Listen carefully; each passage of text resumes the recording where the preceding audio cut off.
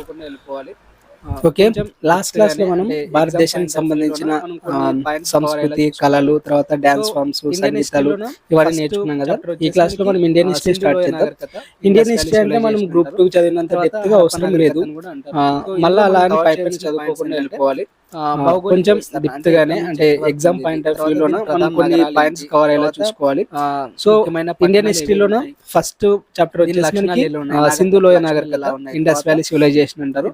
తర్వాత హరప్ప నాగరికత అని కూడా అంటారు. సో ఇందులో మనం కవర్ చేయాల్సిన పాయింట్స్ ఏంటంటే భౌగోళిక విస్తరణ అంటే ఎక్కడి నుంచి ఎక్కడి వరకు ఉంది ఇది, తర్వాత దీని ప్రధాన నగరాలు ఏంటి, తర్వాత ముఖ్యమైన పట్టణాలు ఏవేవి ఉన్నాయి, దీని లక్షణాలు ఎలా ఉన్నాయి, నాగరికత లక్షణాలు ఎలా ఉన్నాయి, తర్వాత దీంట్లో లిపి ఉంటది, తర్వాత ఇతర లక్షణాలు అన్ని ఉంటాయి, ఆర్థిక వ్యవస్థ ఉంటది, వాణిజ్యం ఉంటది, చేతి వృత్తులు ఉంటాయి, వాళ్ళ జీవనం ఎలా ఉంటది, సాంస్కృతిక లక్షణాలు ఎలా ఉన్నాయి, తర్వాత వీళ్ళు ఇది ఈ నాగరికతను పతనం ఎలా జరిగింది, ఇవన్నీ నేర్చుకుంటే మనకి లెసన్ అయిపోతుంది. సో ఇంకా లేట్ చేయకుండా స్టార్ట్ చేద్దాం. 4 నాగరికతలు ఉంటాయి. సింధు లోయ నాగరికత ఫస్ట్ దీని కాలం అడుగుతారు. సో కాలం మీద చాలా మంది చాలా రకాలుగా వేస్తారు, కాకపోతే ఎక్కువగా ఉండేది మాత్రం ఈజిప్ట్ క్రీస్తు పూర్వం 3300 నుంచి 1300 సింధు లోయ నాగరికత ఉంది. ఇది భారతదేశంలో చాలా పురాతనమైన నాగరికత. ప్రపంచంలో మనకి మొత్తం 4 నాగరికతలు ఉంటాయి. అంటే పురాతన నాగరికతలు 4 ఉన్నాయి. ఒకటి మెసపటోనియా, ఈజిప్ట్, చైనా. ఇది మెసపటోనియా అనేది ఇరాక్ ఆ ప్రాంతంలో ఉంటుంది. ఇంకా ఈజిప్ట్ మనకు తెలిసిందే, చైనా మనకు తెలిసిందే. ఇంకా ఈ నాలుగు నాగరికతలు చాలా పురాతనమైనవి. సో వాటితో పాటు ప్యారలల్ గా మనకి ఇండియాలో హరప్ప నాగరికత ఉంటుంది. హరప్ప నాగరికతని సింధు లోయ నాగరికత అంటారు. పట్టణ ప్రణాళికలు దీంట్లో వచ్చేసి మనకి స్పెషాలిటీ ఏంటంటే అప్పట్లోనే పట్టణాలకి సంబంధించిన ప్రణాళిక వేసారన్నమాట. ఇప్పుడు సిటీ ప్రణాళికలు ఎలా ఉంటాయో అలాగే అప్పట్లోనే ఒక సిటీ ప్లాన్ కూడా అభివృద్ధి చేసుకున్నారు అనమాట. అది మేజర్ అంటే సింధు లోయ నాగరికతలో ప్రత్యేకత ఏంటంటే పట్టణ ప్రణాళికలు కూడా ఉంటాయి అన్నమాట. సో ఇది భౌగోళికంగా ఎక్కడి నుంచి ఎక్కడి వరకు విస్తరించింది. సింధు లోయ నాగరికత ఎక్కడ దొరికింది మనకి అంటే భారతదేశంలో ఇది ఎక్కువగా పాకిస్తాన్ లో ఉంటుంది. పాకిస్తాన్ లోన సింధ్ రాష్ట్రం, పంజాబ్ రాష్ట్రాల్లో ఉంటది. భారతదేశంలో వచ్చేసి గుజరాత్, రాజస్థాన్, హర్యానా, పంజాబ్ వీటిలో విస్తరించింది. ఆఫ్ఘనిస్తాన్ లో కూడా కొన్ని ప్రాంతాల్లోనే విస్తరించింది. సో భౌగోళిక విస్తరణ ఇది. సింధు లోయ నాగరికత పాకిస్తాన్ లో ఉంది, భారతదేశంలో ఉంది, ఆఫ్ఘనిస్తాన్ లో కూడా కొన్ని ప్రాంతాల్లో ఉంది అనమాట. సో ఈ సింధు లోయ నాగరికతలో ఉన్న నదులు ఏంటి? సింధు నది ఉంటది, దాని ఉపనదులు ఉంటాయి. మనకి సింధు నదికి 5 ఉపనదులు ఉంటాయి తెలుసు కదా. రావి, బియాస్, సట్లెజ్, షగ్గర్, హక్రా అని ఇలా 5 ఉపనదులు కూడా ఈ సింధు లోయ నాగరికతలో ఇంపార్టెంట్ రోల్ ప్లే చేస్తాయి. సో నెక్స్ట్ ఈ సింధు లోయ నాగరికత విస్తీర్ణం ఎంత ఉంటది అంటే 12 లక్షల చదరపు కిలోమీటర్లు ఉంటదండి మొత్తం. మనకి ఇప్పుడు సింధు లోయ భారతదేశంలోన, పాకిస్తాన్ లోన, ఇక్కడ ఆఫ్ఘనిస్తాన్ లో మొత్తం కలిపి 12 లక్షల చదరపు కిలోమీటర్ల విస్తీర్ణంలోన ఈ సింధు లోయ నాగరికత అనేది విస్తరించింది అనమాట. ఇంకా కాలం ఇందాక చెప్పే కదా, క్రీస్తు పూర్వం 3300 నుంచి 1300 వరకు ఈ హరప్ప నాగరికత నగరాలు. దీంట్లోనే పరిపక్వత హరప్పన్ దశ అంటారు. అది వచ్చేసి క్రీస్తు పూర్వం 2600 నుంచి క్రీస్తు పూర్వం 1900 వరకు కూడా ఇది ఎక్కువగా విరాజిల్లింది అనమాట. అంటే ఎక్కువ బాగా అభివృద్ధి చెందింది. సో ఆ ఇయర్స్ ఒకటి గుర్తుపెట్టుకోండి. నెక్స్ట్ ప్రధాన నగరాలు కూడా ఇంపార్టెంట్. ఈ సింధు లోయ నాగరికత మనకి 1921లోనే తవ్వకాలు స్టార్ట్ చేస్తారు. అంతకంటే ముందు 1852లోన మనకి రైల్వే ట్రాక్ వేయడానికి లాహోర్ నుంచి పంజాబ్ కి రైల్వే ట్రాక్ వేయడానికి తవ్వకాలు జరుగుతారు. ఆ టైంలో బయటపడుతుంది అనమాట. సో ఆ టైంలో బయటపడినా కూడా అంత ఫేమస్ కాదు. 1921లోనే దయారాం సహాని పాకిస్తాన్ లో పంజాబ్. సో ఆయన తవ్వకాలు జరిపినప్పుడు కొన్ని బయటపడతాయి అనమాట. అలా బయటపడిన నగరాలు చాలా ఉన్నాయి. 1000 పైన స్థావరాలని కనుగొన్నారు అనమాట ఇప్పటి వరకు. అలా కనుగొన్న వాటిలోనే మొహంజోదారో చాలా ముఖ్యమైనది. దీని ప్రాముఖ్యత. సో హరప్ప కూడా ఇంపార్టెంట్ అనమాట. హరప్ప ఎక్కడ ఉంది? హరప్ప అనేది పాకిస్తాన్ లో పంజాబ్ రాష్ట్రం ఉంటుంది. మన పంజాబ్ కాదు, పాకిస్తాన్ లో కూడా పంజాబ్ రాష్ట్రం ఉంటుంది అనమాట. సో పాకిస్తాన్ లోనే పంజాబ్ రాష్ట్రంలోనే రావి నది ఉంటుంది. సో హరప్ప సిటీ పక్కన ఉండే నది ఏదంటే రావి నది. దీని ప్రాముఖ్యత ఏంటంటే ఈ హరప్ప అనేది ఫస్ట్ దొరికిన ప్లేస్ అనమాట. సో దీనికి హరప్ప నాగరికత అనే పేరు వచ్చింది. సో హరప్ప నగరం ఫస్ట్ గా దొరికినందుకు హరప్ప నాగరికత అని కూడా వచ్చింది అనమాట. మరి సింధు లోయ ఎందుకు వచ్చిందంటే సింధు నది ప్రవహిస్తుంది కదా. సో అందుకోసం సింధు నది పక్కన ఉన్న నాగరికత కాబట్టి సింధు లోయ నాగరికత కూడా అంటారు అనమాట. సో ఈ హరప్పలోనే ప్రత్యేకతలు ఏమున్నాయంటే ధాన్యాగారాలు ఉంటాయి, పెద్ద పెద్ద గోడౌన్స్ ఉంటాయి అన్నమాట. ధాన్యాగారాలు దీంతో పాటు ఇటుకలతో నిర్మించిన నిర్మాణాలు ఉంటాయి. దాంతో పాటు ఇది నది పక్కన ఉంది కాబట్టి దీనికి వ్యాపార వాణిజ్యాలు కూడా ఎక్కువ జరిగాయి అనమాట. దీన్ని ఎవరు కనుగొన్నారంటే తవ్వకాలు జరిపింది ఎవరంటే 1921లో దయారాం సహాని అతని ఆధ్వర్యంలో సంబంధించిన తవ్వకాలు జరిగాయి అన్నమాట. నెక్స్ట్ వచ్చేసి మెహంజోదారో ఎక్కడ ఉందంటే పాకిస్తాన్ లో ఉంది. పాకిస్తాన్ లో సింధు ప్రాంతంలో ఉంది, సింధు నది ఒడ్డున ఉందన్నమాట. సో మెహంజోదారో అంటే అర్థం ఏంటంటే మృతుల దిబ్బ అండి, మృతుల దిబ్బ, మృతుల కొండ అంటారు. So mount of the dead అంటారు అన్నమాట ఇంగ్లీష్ లో. సో మెహంజోదారో అంటే మృతుల దిబ్బ అని. దీని ప్రత్యేకతలు ఏమున్నాయంటే దీంట్లో పెద్ద స్నానవాటిక ఉంటుంది. సో గొప్ప స్నానవాటిక, పెద్ద స్నానవాటిక అంటారు. ఇది ధార్మిక కార్యకలాపాలు అంటే ఏదైనా ఫెస్టివల్ జరిగినా లేదంటే ఏమైనా ఇంపార్టెంట్ ఈవెంట్స్ ఉన్నా కూడా ఎక్కువ స్నానాలు చేయడానికి దాన్ని ఉపయోగించేవారు అనమాట. ఇక్కడ కుల మత ప్రస్తావన ఏంటి ఉండదు అనమాట. దీంతో పాటు బాగా డెవలప్ అయిన డ్రైనేజ్ వ్యవస్థ కూడా వీళ్ళు మెహంజోదారోలో వాడారు. మెహంజోదారోలోన డ్రైనేజ్ వ్యవస్థ, నిల్వ సౌకర్యాలు అనేవి చాలా బాగా ఇంపార్టెంట్ ప్రాంతాలు ఉంటాయి. లోతలు ఇంకా బాగా నిర్మితమైన ఇటుకలతోనే వీళ్ళు ఇటుకలు కాల్చి మళ్ళా ఇల్లు కట్టుకునే వాళ్ళంట అప్పట్లోనే. ఇంకా దీన్ని తవ్వకాలు జరిపింది ఎవరంటే రాకల్దాస్ బెనర్జీ. సో మనకి ఆర్డి బెనర్జీ అని కూడా అంటారు. సో రాకల్దాస్ బెనర్జీ అని ఆయన మెహంజోదారోలో తవ్వకాలు జరిపారు అన్నమాట. ఇంకా కొన్ని ఇంపార్టెంట్ ప్రాంతాలు ఉంటాయి. లోతలు ఉంటాయి. లోతలు అనేది ప్రపంచంలోనే మొట్టమొదటి ఓటర్ అనమాట, డాక్ యార్డ్ అనేది. సో ప్రపంచంలోనే మొట్టమొదటి ఓటర్ ఏదంటే లోతలు. తర్వాత దోల్వీరా ఉంటది. దోల్వీరా కూడా నీటి నిర్వహణ వ్యవస్థ బాగుంటుంది అనమాట. కాలిబంగ్ అని ఉంటది. ఇక్కడ మనకి మొట్టమొదటిసారి దున్నిన పొలాలు కనిపించాయి అనమాట.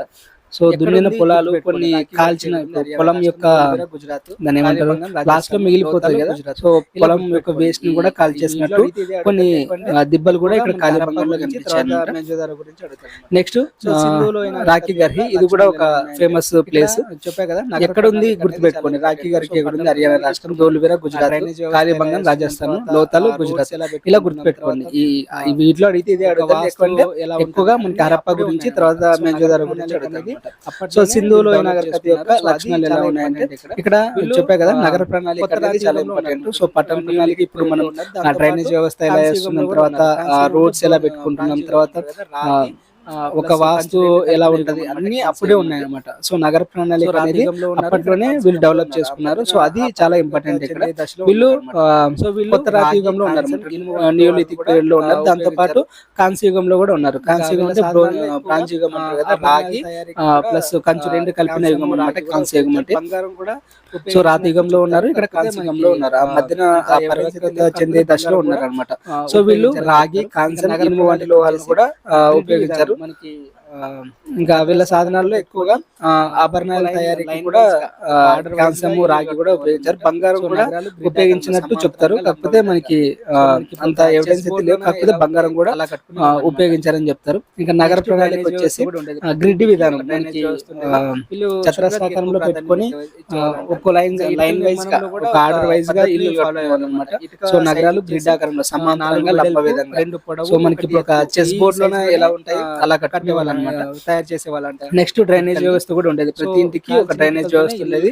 వీళ్ళు శుభ్రతకి ఎక్కువ ప్రాధాన్యం ఇచ్చేవాళ్ళంట. ఇంకా ఇటుకల నిర్మాణంలో కూడా ఒక పద్ధతిని ఫాలో అయ్యారు అనమాట. ఇటుక సైజ్ వచ్చేసి 4 వెడల్పు, 2 పొడవు, 1 ఎత్తు, ఈ సైజ్ లోనే కట్టేవాళ్ళ, తయారు చేసే వాళ్ళంట ఇటుకల్ని వాళ్ళు. సో కాల్చిన ఇటుకలతోనే ఇల్లు కానీ గోడలు కానీ లోయర్ టౌన్ వాళ్ళు. ఇంకా దీని విభజన ఎలా ఉంటాయంటే నగరాలని 2 భాగాలుగా విభజిస్తారు. ఒకటి సిటాడెల్ అంటే ఎత్తైన ప్రాంతము. అక్కడ ఓన్లీ రాజకీయ నాయకులు, ధార్మిక దానికి సంబంధించిన కొంచెం వాళ్ళు అంటే కొంచెం పెద్దవాళ్ళు మాత్రమే అక్కడ ఉంటారు. లోయర్ టౌన్ అనేది ఇంకా కింది స్థాయి టౌన్ అనమాట. ఇక్కడ సామాన్య ప్రజలు ఉంటారు. సో ఇలా సిటాడెల్ అని, లోయర్ టౌన్ అని 2 రకాలుగా ఒక నగరాన్ని విభజిస్తారు. ఇంకా దీంట్లో లిపి వచ్చేసి సింధు నాగరికతకి ఇది ఫోటోగ్రాఫిక్ లిపి అనేది లిపిలో ఏం తెలుగులో బొమ్మల లిపి అంటాం. సో సింధు వీళ్ళకి బొమ్మల లిపి వాడారు. ఇప్పటి వరకు ఆ లిపిని ఎవరు డీకోడ్ చేయలేకపోయారు అనమాట. అంటే ఆ లిపిలో రాసింది ఏంటో ఎవరు చదవలేకపోయారు. వాళ్ళకి లిపి ఉందని తెలుసు కానీ దాన్ని బొమ్మల లిపి అంటారు. దాన్ని లెఫ్ట్ రైట్ లెఫ్ట్ రాసిన అందరికి తెలుసు కానీ ఆ లిపిలో ఏం రాశారు అనేది ఎవరికి తెలియదు. సో సింధులో నాగరికతకి సొంత లిపి ఉంది. దాన్ని లిప్టోగ్రఫీ లిపి అంటారు, తెలుగులో బొమ్మల లిపి అంటారు. ఇది వచ్చేసి 400 నుంచి 600 చిహ్నాలతో కూడిన లిపి. దీంట్లోనే ముద్రలు ఉంటాయి, బండలు ఉంటాయి, ముద్రలు అన్ని ఉంటాయి అనమాట. దీన్ని కొన్ని బండల మీద, కొంచెం గాజు సామాగ్రి మీద కూడా దీన్ని రాశారు. ఈ లిపి కుడి నుంచి ఎడమకు ఉంటుంది, ఎడమ నుంచి మళ్ళీ కుడికి కూడా ఉంటది అనమాట. కాకపోతే సాధారణంగా కుడి నుంచి ఎడమ స్టార్ట్ అవుతుంది. ఇంకా లక్షణాలు ఏంటంటే వీళ్ళు శుభ్రతను పాటిస్తారు, ధార్మిక కలాపాలు కూడా పెట్టారు. ఇందాక స్నాన వాటి గురించి చెప్పాం కదా, వీళ్ళు శిల్పాలు కూడా చెక్కేవాళ్ళు అనమాట. మనకి 2 శిల్పాలు అనేది చాలా ఇంపార్టెంట్. ఒకటి డాన్స్ చేస్తున్న ఒక అమ్మాయి బొమ్మ దొరుకుతుంది, దాంతో పాటు గడ్డం ఉన్న ఒక ప్రీస్ట్ అంటే మామూలుగా ఇక్కడ రాజు అంటారు, లేదంటే ఆయన ఒక పురోహితుడు అని కూడా అంటారు. గడ్డం ఉన్న పురోహితుడు బొమ్మ దొరుకుతాయి, కొన్ని ఎద్దు బొమ్మలు దొరుకుతాయి. సో దీన్ని చూస్తే వాళ్ళు కూడా కొంచెం శిల్పాలు తయారు చేయడంలోన, శిల్పాల్లో నృత్యం తయారు చేస్తున్నారంటే నృత్యం చేస్తున్న బాలిక ఉందంటే వాళ్ళకి నృత్యం కూడా తెలిసి ఉండదు సింధు నాగరికత ప్రజలే. సో అలా అన్నమాట. సాగునీరు వచ్చేసి ఆర్థిక వ్యవస్థ వచ్చేసి వీళ్ళు వ్యవసాయం చేసే వాళ్ళు ఎక్కువగా. సో వ్యవసాయంలో వీళ్ళు పండించే పంటలు ఏంటి? గోధుమలు పండించే వాళ్ళు, బార్లీ పండించే వాళ్ళు, బఠానీలు, ఖర్జూరం, ఆవాలు, పత్తి. సో ఇక్కడ పత్తి గురించి వస్తే ప్రపంచంలో మొదటిసారిగా పత్తి సాగు చేసింది ఎవరంటే సింధు నాగరికత ప్రజలే. సో వీళ్ళకి సాగునీరు వచ్చేసి సింధు నది నుంచి ఉంటుంది, దాని ఉపనదుల నుంచి కూడా వీళ్ళకి వస్తాయి. సో వీళ్ళు వ్యవసాయం చేయడానికి పరికరాలని దేంతో చేసుకునేవారు అంటే రాగితోన, కంచంతోన తయారు చేసుకునేవాళ్ళు. సో రాతి సాధనాలు కూడా ఉపయోగించారు. ఇంకా వీళ్ళు పశు పోషణ కూడా చేసేవాళ్ళు. సో బర్రెల్ని, గేదెల్ని, గొర్రెల్ని, మేకల్ని, పందుల్ని, కుక్కల్ని అన్నిటిని పెంచారు అనమాట. ఇంకా వాణిజ్యం విషయానికి వస్తే వీళ్ళు అంతర్గత వాణిజ్యం, వాళ్ళే వ్యాపారం చేసుకున్నారు, అంతర్జాతీయ వాణిజ్యం కూడా చేశారు అనమాట. అప్పట్లోనే ఇరాక్ అంటే మెసప్టోనియా నాగరికత అని చెప్పుకున్నాం కదా, ఆ మెసప్టోనియాకి, ఈజిప్ట్ కి, ఓమన్ తో కూడా వీళ్ళకి వాణిజ్య సంబంధాలు ఉన్నాయన్నమాట. సో వీళ్ళు ఏమేమి ఎగుమతి చేసేవాళ్ళు? పత్తిని ఎగుమతి చేసేవాళ్ళు, కొన్ని ధాన్యాలను ఎగుమతి చేసేవాళ్ళు, ఆభరణాలు, రాగి, బంగారం, ఇంకా చేతి మిత్రులు ఉంటాయి కదా, చేతితో తయారు చేసిన, ఇందాక చెప్పాం కదా, నాట్యం చేస్తున్న బాలిక విగ్రహాలు, ఇలాంటి చిన్న చిన్న వీళ్ళకి టెర్రకోట వస్తువులు తయారు చేసే అలవాటు కూడా ఉంది. టెర్రకోట వస్తువులు అంటే చిన్న చిన్న మట్టి వస్తువులు అనమాట. సో వాటిని కూడా వీళ్ళు ఎక్స్పోర్ట్ చేసేవాళ్ళు అనమాట. ఇంకా దిగుమతి, ఏవేవి దిగుమతి చేసుకునే వాళ్ళు అంటే బంగారం, వెండి, లాపిన్, ఇలాంటి వాటిని దిగుమతి చేసుకునే వాళ్ళు అనమాట. టిన్ కూడా దిగుమతి చేసుకునే వాళ్ళు. సో వీళ్ళు ఇంకా కొన్ని కొలతలు కూడా వాడేవాళ్ళు, ఖచ్చితమైన కొలతల్ని, ఖచ్చితమైన ముద్రల్ని కూడా వాడేవాళ్ళు, ఆభరణాలు తయారు చేసేవారు. నెక్స్ట్ నౌకాదళం ఇందాక చెప్పుకున్నాం కదా, లోతల్ అనేది ఒక ప్రాచీన డాక్ యార్డ్ అని. సో దాని నుంచి మనకి సముద్ర వాణిజ్యం కూడా జరిగేది.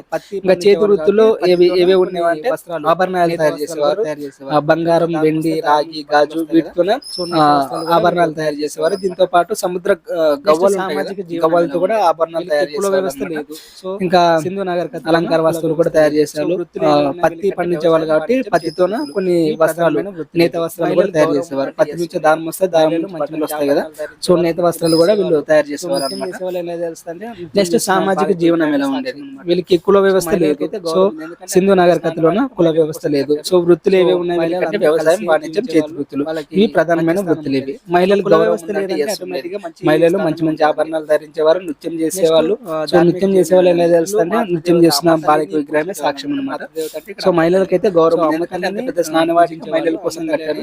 సో మహిళలు అందరూ కలిసి జీవించే వాళ్ళు, వాళ్ళకి మంచి స్థానం ఉండేది. సో కుల వ్యవస్థ లేదంటే ఆటోమేటిక్ గా మంచి స్థానం శివుడితో పోలిక ఉంటుంది. నెక్స్ట్ ధార్మిక జీవనం వెళ్ళండి. వీళ్ళు మాతృదేవత అమ్మ తల్లిని పూజించే వాళ్ళు.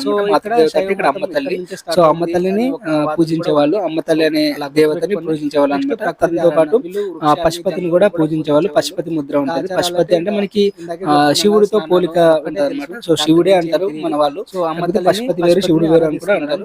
సో ఇక్కడ శైవ మతం ఇక్కడ నుంచి స్టార్ట్ అయింది అనే ఒక వాదన కూడా ఉంది. సో అలా గుర్తుపెట్టుకోండి. నెక్స్ట్ ప్రకృతి ఆరాధన. వీళ్ళు వృక్షాలని, జంతువులను కూడా పూజించే వాళ్ళు. ఇంకా ఆచారాలు అయితే ఇందాకే చెప్పుకున్నాం కదా, స్నానాలు, అదొక్కటే తెలుసు, అంతకు మించి ఏం తెలియదు. సో అమ్మ తల్లిని, పశుపతిని ఆరాధిస్తున్నారని తెలుసు. సాంస్కృతిక లక్షణాలు ఎలా ఉన్నాయంటే వీళ్ళ కళలు, ఇందాక చేసాం కదా, నృత్యం చేస్తున్న బాలిక ఉంది కాబట్టి వీళ్ళు నృత్యం కూడా చేస్తారని చెప్పొచ్చు మనం. దాంతో పాటు ఎద్దు ముద్రలు ఉన్నాయి కాబట్టి ఎద్దులకు సంబంధించిన ఏమైనా పోటీలు కూడా పెట్టే అవకాశాలు ఉన్నాయని చెప్తారు. దీంతో పాటు వస్త్రాలు, పత్తి వస్త్రాలు ఉంటాయి, ఆభరణాలు ఉంటాయి, జుట్టు అలంకారాలు కూడా అక్కడక్కడ దొరికాయి.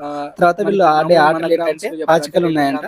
సో డైస్ అంటారు కదా, పాచికలు దొరికాయి. దాంతో పాటు చదరంగం కూడా ఆడేవాళ్ళంట. ఇంకా బరువులు, కొలతలు, ఇందాక చెప్పాం కదా వీళ్ళకి ప్రత్యేకమైన కొలతలు, తూనికల వ్యవస్థ ఉందని. సో దాంట్లోనే బరువులు ఎలా ఉంటాయంటే మనకి మామూలుగా మన గ్రామ్స్ చెప్పాలంటే 2 గ్రామ్స్, లేదంటే 40 గ్రాములు, 80 గ్రాములు, 160 గ్రాములు, ఇలా 2 స్క్వేర్స్ లో ఉన్నాయన్నమాట. 2 గుణాంకాల్లోనే ఉండేవన్నమాట. సో వీళ్ళ బరువులు వచ్చేసి 200 గ్రాములు, 400 గ్రాములు, 600 గ్రాములు ఇలానే ఉంటాయి కదా. అది ఎండిపోవడం. నెక్స్ట్ వీళ్ళ పతనం ఎలా జరిగింది? సింధు నాగరికత ఎలా కనుమరుగైందంటే కొంతమంది ఏం చెప్తారంటే క్రీస్తు పూర్వం 1900 నాటికి ఈ నాగరికత అనేది కంప్లీట్ గా క్షీణించింది, కంప్లీట్ గా నాశనం అయిందని చెప్తారు. దానికి కారణాలు ఏమని చెప్తారంటే సింధు నది ఉంటుంది కదా, అది ఎండిపోవడం అని చెప్తారు. ఫస్ట్ సింధు నది ఎండిపోయిందంట. సో ఆ టైంలో కరువు కాటకాల వల్ల వీళ్ళకి వ్యవసాయం లేక వలస వెళ్ళిపోయారని కొంతమంది చెప్తారు. ఇంకొంతమంది ఏం చెప్తారంటే సింధు నది అనేది ఒక దారిని వదిలేసి ఇంకో రూట్ మార్చుకుంది అనమాట. సింధు నది మామూలుగా ఈ పట్టణాలు పక్కన వెళ్ళేది కదా, సో అది రూట్ మార్చుకొని వరదల వల్ల నగరాలు కొట్టుకొని పోయాయని చెప్తారు. సో ఇది కూడా ఒక కారణం. నెక్స్ట్ వాతావరణ మార్పు, ఇదే చెప్తారు. వర్షపాతం తగ్గడం వల్ల వ్యవసాయం దెబ్బతిందని. దీంతో పాటు ఆర్యులు దండయాత్ర, ఆర్యులు మనకి మధ్య ఆసియా నుంచి వస్తారని చెప్తారు, ఆర్కిటిక్ నుంచి వస్తారని చెప్తారు. ఇలా డిఫరెంట్ గా చెప్తారు. కొంతమంది ఇండియాలోనే పుట్టారు ఆర్యులు అని కూడా చెప్తారు. సో ఈ ఆర్యులు వచ్చి ఈ సింధు నాగరికత ప్రజల్ని దండయాత్ర అంటారు కదా, సో ఆర్యులు దండయాత్ర చేస్తారు ఈ ప్రజల్ని. సో వాళ్ళు అక్కడ నుంచి మనకి దక్షిణ భారతదేశానికి వలస వచ్చారు. సో అక్కడ ఆర్యులు స్థిరపడ్డారని కూడా చెప్తారు అనమాట. సో కాకపోతే దీనికి సాక్ష్యాలు అనేవి లేవు.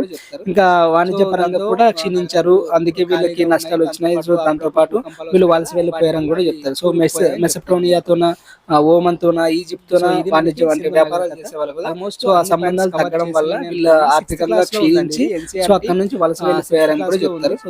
సో దాంతో ఖాళీగా ఉన్నాయి. దాంతో పాటు అప్పుడప్పుడు భూకంపాలు వస్తాయి కదా, వాటి వల్ల కూరుకుపోయాయని చెప్తారు అన్నమాట. ఓకేనా. సో ఇది మనకి సింధు నాగరికత. ఆల్మోస్ట్ అన్ని పాయింట్స్ కవర్ చేసానని అనుకుంటున్నాను. 6th క్లాస్ లో ఉందండి ఇది, ఎన్సీఆర్టీ 6th క్లాస్ లో ఉంది. సో 6th క్లాస్ లో కవర్ కాని బిట్స్ కూడా నేను కవర్ చేశాను. ఒకవేళ ఏమైనా మిస్ చేస్తుంటే కూడా కింద కామెంట్ చేయండి, అవి కూడా యాడ్ చేసి మీకు ఇది టెలిగ్రామ్ లో పీడిఎఫ్ పెట్టేస్తాను. అండ్ కొంతమందికి మెంబర్షిప్ ఎలాగ తీసుకోవాలో తెలియదు అంటున్నారు, వాళ్ళ కోసం చెప్తున్నా. మామూలుగా ఇప్పుడు మీరు ఛానల్ ఓపెన్ చేస్తే మీకు సబ్స్క్రైబ్ బటన్ ఉంటుంది కదా, సబ్స్క్రైబ్ బటన్ పక్కనే జాయిన్ బటన్ ఉంటుందండి. సో జాయిన్ బటన్ క్లిక్ చేస్తే మీకు అక్కడ 2 ఆప్షన్స్ ఉంటాయి, 89 అని 189 అని. సో మీ ఇష్టం ఏదైనా తీసుకోవచ్చు. సో 89 అయినా తీసుకోవచ్చు, 189 అయినా తీసుకోవచ్చు. సో ఏదో ఒకటి క్లిక్ చేస్తే దాంట్లో పేమెంట్ అడుగుతుంది. సో ఫోన్పే, పేటిఎం లేదంటే కార్డ్స్ ద్వారా కూడా మీరు ఏటీఎం కార్డ్, డెబిట్ కార్డ్స్ ద్వారా కూడా పే చేయొచ్చు. సో పే చేస్తే మీకు మెంబర్షిప్ యాక్టివేట్ అవుతుంది. సో మెంబర్షిప్లో ఉండే వీడియోస్ అన్ని మీరు చూసుకోవచ్చు అనమాట. దాంతోపాటు ఆ మెంబర్షిప్ ట్యాబ్లోనే మనకి టెలిగ్రామ్ లింక్ ప్రొవైడ్ చేస్తాను, దాంట్లో టెలిగ్రామ్లో కూడా జాయిన్ అవ్వచ్చు అనమాట. సో తీసుకోవాలనుకున్న వాళ్ళు ఇలా తీసుకోండి. ఓకేనా. Thank you.